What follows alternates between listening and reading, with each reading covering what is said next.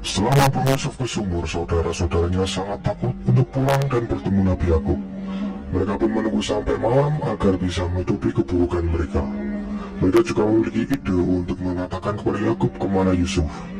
Mereka akan mengatakan bahwa Yusuf dimakan oleh serigala dan pakaiannya dilumuri darah kambing agar terlihat dia memang dimangsa oleh serigala. Saat mereka sampai di Kanaan, semua keluarga ternyata sudah menunggu kehadiran mereka, dan Yakub sangat mencemaskan Yusuf. Ketika anak-anaknya datang sambil berpura-pura menangis, Yakub menyadari bahwa Yusuf tidak ada di antara mereka. Lalu ia pun jatuh pingsan. Saat sudah sadar, Yakub menanya Yehuda apa yang sebenarnya terjadi. Yehuda dan Syamun menceritakan jika Yusuf dimangsa oleh segerombolan serigala saat mereka sedang menggembala kambing. Dengan sandiwaranya, mereka semua mengarang cerita seakan-akan kejadian itu sangat mengerikan bagi mereka. Yehuda juga memberikan pakaian Yusuf yang sudah dilumuri darah kambing tadi kepada Yakub, agar dia percaya bahwa memang Yusuf dimangsa oleh para serigala. Yakub pun percaya jika itu adalah pakaian milik Yusuf yang membuatnya semakin bersedih dan kembali pingsan. Tak berselang lama, saat Yakub sudah sadar, dia mulai cerita terhadap anak-anaknya jika cerita yang mereka ceritakan itu telah dibuat-buat. Karena menurutnya serigala yang memangsa Yusuf sangat baik hati, karena para serigala itu memangsa Yusuf tanpa mencapik-capik pakaiannya. Seketika mereka pun terdiam mendengar perkataan ayahnya itu. Yuval pun kembali mengingatkan mimpi Yakub tentang seorang anak yang diserang kawanan serigala waktu itu. Tapi Yakub tidak percaya kalau Yusuf diserang oleh kawanan serigala, karena bajunya saja tidak ada yang robek sedikit pun. Yehuda dan Syamun merasa aneh kenapa pakaiannya masih utuh dan masih berpura-pura tidak tahu apa yang telah terjadi. Yakub memang tidak tahu apa yang sebenarnya terjadi, tapi dia memperingatkan kepada anak-anaknya karena mereka telah dikuasai oleh hawa nafsu, dan dalam peristiwa ini setan telah menghantui mereka semua. Setelah Yakub pergi, mereka mulai cekcok karena Yakub tidak mempercayai perkataan mereka semua. Mereka juga akan terus bersandiwara sampai ayahnya bisa percaya apa yang mereka katakan tadi. Sementara itu di sumur, Yusuf didatangi oleh malaikat wahyu, yaitu Jibril. السلام على وارث إسحاق ويعقوب النبيين. السلام على وارث آدم. Yusuf pun kaget melihat sosok malaikat Jibril dan menanyakan siapakah dirinya. Jibril lalu mengatakan bahwa dia adalah utusan Allah untuk menemani dan membuat hati Yusuf tenang. Yusuf langsung menceritakan kejahatan saudara-saudaranya sampai dia babak belur kepada Jibril. Jibril pun mengatakan dengan izin Allah, luka di tubuh Yusuf semuanya sudah sembuh. Yusuf kembali bertanya bagaimana cara mengobati luka hatinya yang telah dizalimi oleh para saudaranya.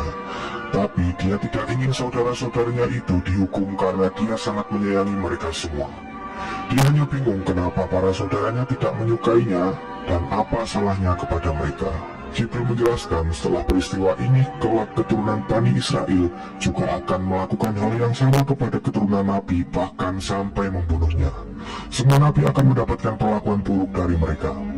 Nah, Nabi Yakub ini dikenal juga dengan nama Israel, makanya keturunannya nanti akan disebut Bani Israel. Itulah yang Yusuf takutkan kelak. Dia juga menginginkan agar mereka segera bertobat kepada Allah. Jibril langsung menjawab perkataan Yusuf jika nantinya dialah yang akan memaksa para saudaranya untuk bertobat setelah waktu yang cukup lama. Yusuf nantinya akan berkuasa atas mereka dan membuat mereka menyesali semua ini. Sebelum pergi, Jibril mengatakan kepada Yusuf kalau dia harus terbiasa menjalani banyak kesulitan. Keesokan harinya, semua warga Kanaan dan keluarga Yakub mencari Yusuf di sekitar ladang gembala yang biasa mereka tempati. Saat beberapa warga mendekati sumur Yusuf, malaikat Jibril kembali datang kepada Yusuf dan menyuruh Yusuf untuk tidur. Karena Allah berkehendak lain jika Yusuf belum boleh bangun dan kembali ke ayahnya Nabi Yakub. Tapi saat saudara-saudaranya mendatangi Yusuf, dia pun terbangun dan mengatakan jika dia baik-baik saja, hanya saja dia merasa lapar. Lavi yang membawa bekal langsung memberikannya makanan dan menceritakan keadaan ayahnya yang terus bersedih karena kehilangan Yusuf.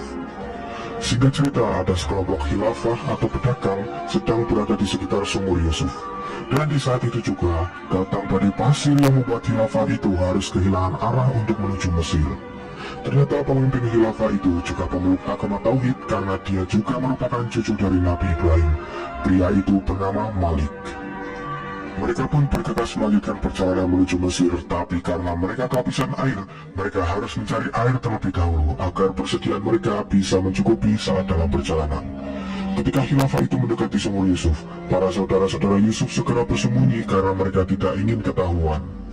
Malik sebenarnya sudah tahu jika di sumur yang sekarang ditempati Yusuf saat ini airnya asin dan tidak bisa untuk diminum. Mereka pun sebenarnya enggan untuk mengambil air di sumur itu, tapi anehnya para hewan yang dikendarai mereka berhenti di depan sumur dan seakan-akan tidak mau untuk melanjutkan perjalanan. Karena hal itu Malik pun memutuskan untuk istirahat sebentar di sana. Salah satu teman Malik berpikiran bahwa para hewan itu pasti mencium bau air, makanya berperilaku aneh seperti itu. Di saat itu juga ada kakek-kakek yang sedang merasa kehausan dan menginginkan air yang sudah menipis. Akhirnya para khilafah itu mencoba mengecek sumur itu untuk memastikan apakah airnya asin atau tawar. Dan dengan kehendak Allah, air sumur yang seharusnya asin berubah menjadi tawar, yang membuat Malik merasa aneh mengetahui hal itu. Di sisi lain, saudara-saudara Yusuf mulai berpikir bagaimana jika para khilafah itu menemukan Yusuf di sumur itu. Yehuda pun berniat akan menjual Yusuf ke khilafah itu sebagai budak, agar Yusuf dibawa pergi jauh oleh mereka dan tidak bisa lagi bertemu dengan Nabi Yakub. Yusuf yang melihat ada seseorang sedang mengambil air di sumur, berniat akan menaiki talinya. Tapi dia kembali teringat dengan kejadian saat saudara-saudaranya menzaliminya di atas. Dia pun lalu mengurungkan niatnya untuk keluar dari sumur itu. Tak berselang lama Jibril pun datang dan mengatakan bahwa para khilafah itu diperintahkan untuk menyelamatkannya. Tapi Yusuf juga harus mengikuti khilafah itu dan tidak boleh kembali ke ayahnya karena dia akan ditugaskan untuk menyelamatkan hamba-hamba Allah di suatu tempat. Yusuf pun tak tega meninggalkan ayahnya yang selalu bersedih di rumahnya. Tapi Jibril mengatakan bahwa Yakub harus bisa bersabar berpisah dengan Yusuf bertahun-tahun, karena itu adalah kehendak Allah. Jibril juga berpesan kepada Yusuf kalau dia tidak boleh menyebutkan nama dan jati diri kepada khilafah itu. Jika mereka menanyakan namanya, cukup menjawab bahwa Yusuf adalah anak sumur. Akhirnya Yusuf dikeluarkan dari sumur itu, yang membuat para khilafah itu terkejut melihat anak yang begitu tampan keluar dari sana.